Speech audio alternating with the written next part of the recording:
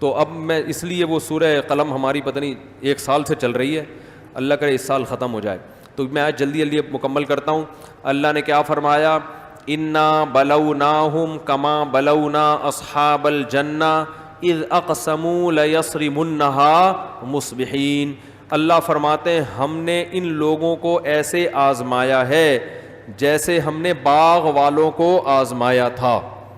ایک باغ کا واقعہ اللہ نے بیان کیا ہے کہ پچھلی امتوں میں ایک قوم تھی، ایک کچھ لوگ تھے، اس زمانے میں باغ سے بہتر انویسٹمنٹ کوئی نہیں تھی، کیونکہ یہی لوگوں کا سرمایہ ہوتا تھا، بھیڑ بکریاں گائے باغ، بس اور تو کوئی کچھ تھا نہیں، کوئی گاڑیوں کو شو روم ہو کسی کے پاس، کوئی ہوائی جہاز کی کمپنی کا مالک ہو، ایسا تو تھا نہیں.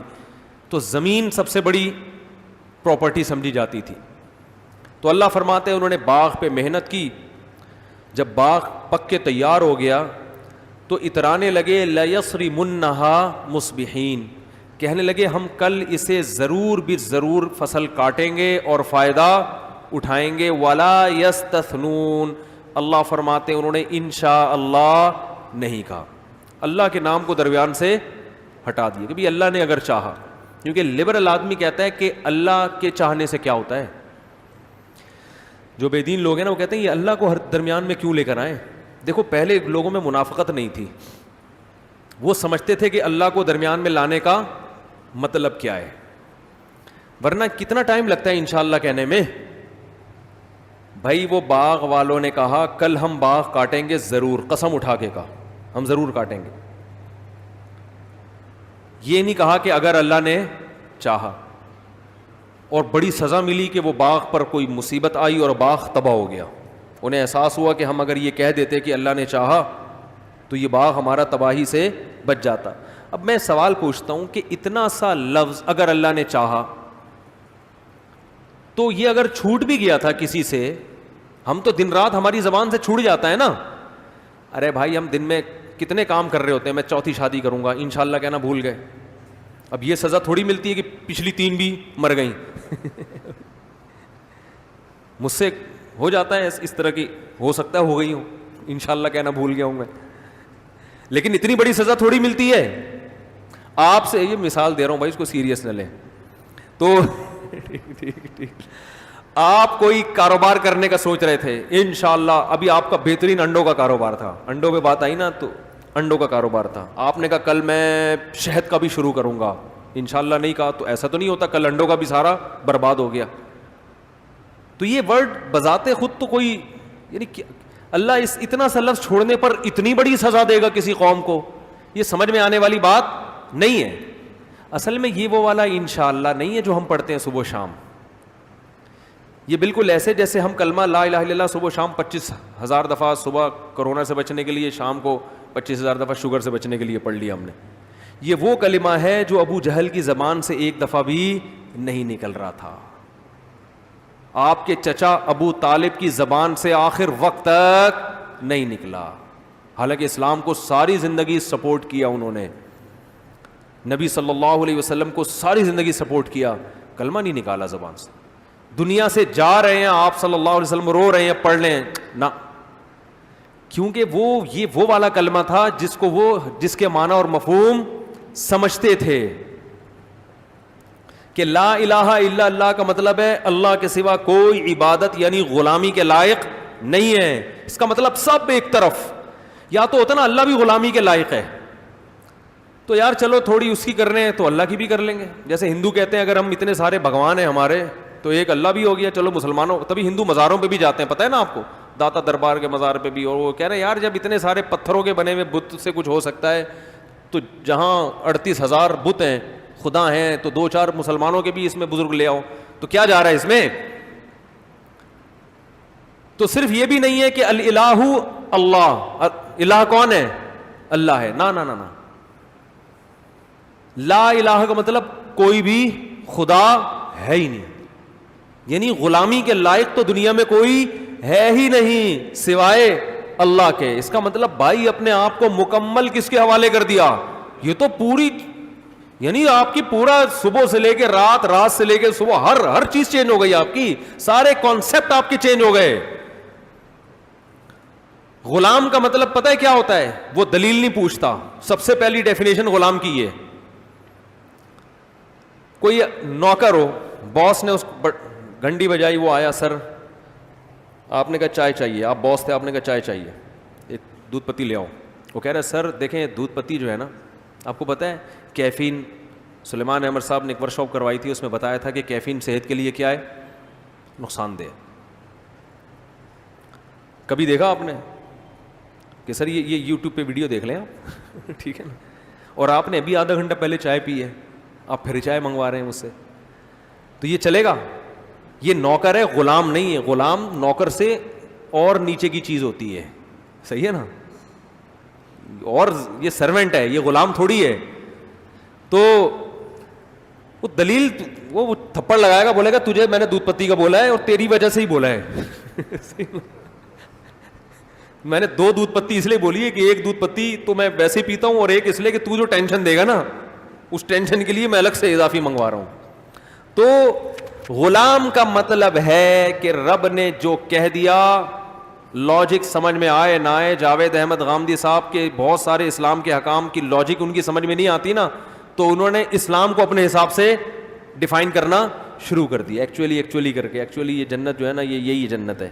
حوریں کہاں ہیں جی؟ حوریں بھی یہی عورتیں حوریں ہیں, ٹھیک ہے نا. تو چونکہ ان کو سمجھ میں نہیں آ رہا تھا یار, کوئی مشک و عنبر کی الگ سے بھی اللہ نے کوئی عورتیں بنائی ہوں گی, کیونکہ سائنسدان اس چیز کو مانتے نہیں ہیں کہ الگ سے بھی. وہ تو جتنا سائنٹیفک باتیں آپ کریں گے لوگ مانیں گے نا.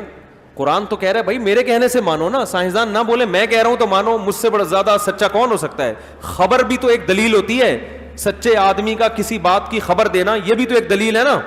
ہر چیز سائنسدانوں سے تھوڑی پوچھی جاتی ہے. تو آپ کے ابا کا انتقال ہو گیا, کسی نے آ کے بتایا اور بتایا کہ ہم نے ان کو دفنا بھی دیا ہے, لیکن ڈیتھ سرٹیفکیٹ نہیں ہے. ڈاکٹر تو نہیں مانے گا, نہ عدالت مانے گی, لیکن آپ مانو گے نا. آپ بولو گے بھائی ڈاکٹری رپورٹ عدالت کے لیے دلیل ہوگی, میرے لیے میرے ماموں نے کی خبر میرے لیے کیا ہے؟ دلیل ہے کہ انہوں نے انتقال ہوتے ہوئے دیکھا ہے. تو سائنسی دنیا کی حقیقت کچھ اور ہے, لیکن ہمارے لیے اللہ کا کہہ دینا کافی ہے, چاہے وہ سائنس کی سمجھ میں آئے یا نہ آئے. تو وہ ابو لہب, ابو طالب, ابو جہل یہ سمجھتے تھے کہ لا الہ الا اللہ کا مطلب کیا ہے. انہوں نے جو لا الہ الا اللہ کہنے سے انکار کیا نا, اس کی سزا ہمیشہ کی جہنم. آج ہمیں سے کوئی کہتا ہے لا الہ الا اللہ پڑھو, آپ کھجانا شروع کر دیتے ہو, تو آپ جہنم میں نہیں جاؤ گے, اس لیے کہ یہ لا الہ الا اللہ نہ پڑھنا سستی کی وجہ سے ہے. آپ مانتے ہو لا الہ الا اللہ, بھائی ہر وقت تھوڑی پڑھا جاتا ہے یار. ابھی میرے اور بہت سارے کام ہیں, آپ نے مجھے تسبیح دے کے بٹھا دیا لا الہ الا اللہ پڑھو. ابو جہل سے ایک دفعہ پوری زندگی نہیں نکلا زبان سے, صحیح ہے نا, ہمیشہ ہمیشہ کی جہنم میں. اور ہم سے ہو سکتا ہے 100 دفعہ کہلوایا جائے اور ہم 99 دفعہ نہ پڑھیں, لیکن ہمیں وہ سزا نہیں ملے گی, کیونکہ ہمارا انکار کرنا اس بیس پہ نہیں ہے جس بیس پہ ابو جہل نے انکار کیا تھا. سمجھ میں آ رہی ہے بات؟ ہمارا انکار اس بیس پہ نہیں ہے. ہم تو مانتے ہیں, ہم تو انکار تو نہیں کر رہے, پڑھنے سے انکار کر رہے ہیں نا, کہ بھائی شیخ صاحب نے کہا تھا لا الہ الا اللہ صبح پڑھنا ہے, آپ نہیں پڑھ کے آئے, کیوں نہیں پڑھا؟ سر مجھے نیند آ رہی تھی, مجھ سے نہیں پڑھا جا رہا. تو تھپڑ لگے گا ایک, جہنم میں بھی نہیں جاؤ گے, بس زیادہ سے زیادہ کلمے کی تسبیح چھوٹنے کا گناہ ملے گا آپ کو. تو یہ جو انشاءاللہ تھا نا, اب جو اس قوم ان باغ والوں کو کہا گیا کہ انشاءاللہ کہو, انہوں نے انشاءاللہ نہیں کہا, اس لیے کہ یہ وہ تگڑا انشاءاللہ تھا جس کا مطلب وہ سمجھتے تھے. اور ہم جو صبح شام انشاءاللہ ماشاءاللہ کرتے رہتے ہیں, وہ ہوا, اس کا وزن ہوا سے زیادہ نہیں ہے. وہ جو انشاءاللہ تھا نا, اس کا مطلب پتہ ہے کیا تھا؟ کہ اللہ نے چاہا تو ہم کل باغ کاٹیں گے. نہیں آئی بات. اب میں اس کو ذرا آج کے مثال دے کے سمجھاتا ہوں. آپ کا ایک پلاٹ نکل آیا, بھائی قراندازی میں آپ کے نام ہو گیا اور کروڑوں روپے کا پلاٹ تھا, لیکن کوئی لینڈ مافیا وہاں پہ بیٹھی ہوئی ہے. وہ چاہے گا تو آپ کو پلاٹ الاٹ ہوگا, ورنہ پورے ڈاکومنٹس کس کے ہاتھ میں ہیں؟ بولو بھائی, اس کے ہاتھ. تو جب آپ سب سے پہلے تو اس کے پاس جاؤ گے, سر میرا یہ پلاٹ نکلا ہے, ایسے بات کرو گے نا, اور ساری رات آپ کو پلاٹ سے زیادہ اس آدمی کے خواب آئیں گے کہ سر سے کل میں ملوں گا, کیسے؟ کیونکہ وہ چاہے گا تو یہ ملے گا, وہ نہیں چاہے گا تو کخ بھی میرے ہاتھ میں آنے والا نہیں ہے. رات بھر آپ کی نیند میں یہی, یار اس کو پلاٹ گیا ایک طرف, بلکہ وہ اتنا پاورفل ہے کہ یہ پلاٹ میرے نام نہیں بھی نکلا تو جس کا نکلا ہوگا نا وہ بھی میرے نام ہو جائے گا. میرے نام پلاٹ نکلنا ضروری ہے بھی نہیں ہے, اتنی پاور ہے اس کو. تو اب آپ پلاٹ سے زیادہ کس کو فوکس کرو گے؟ اس آدمی کو فوکس کرو. اور جب پلاٹ آپ کے نام نکلے گا تو اس میں اس کا بھی حصہ ہوگا. مٹھائی کے بغیر اگر آپ چلے گئے تو وہ بڑی صلواتیں سننے کو ملیں گی آپ کو, یار ہم نے تمہیں دیا اور مٹھائی ہمارا حصہ نہیں دے رہے. اور مٹھائی کا مطلب مٹھائی نہیں ہوتا, جتنی پلاٹ کی قیمت ہے اس کی پرسنٹیج ہوتی ہے. اگر 1 کروڑ کا پلاٹ ہے تو مٹھائی کتنے کی ہوگی؟ کم سے کم 2-4 لاکھ روپے کی مٹھائی ہوگی اس میں. 1 ارب کا پلاٹ ہے تو 2-4 کروڑ کی مٹھائی ہوگی. وہ مٹھائی تو ایک لیبل ہے.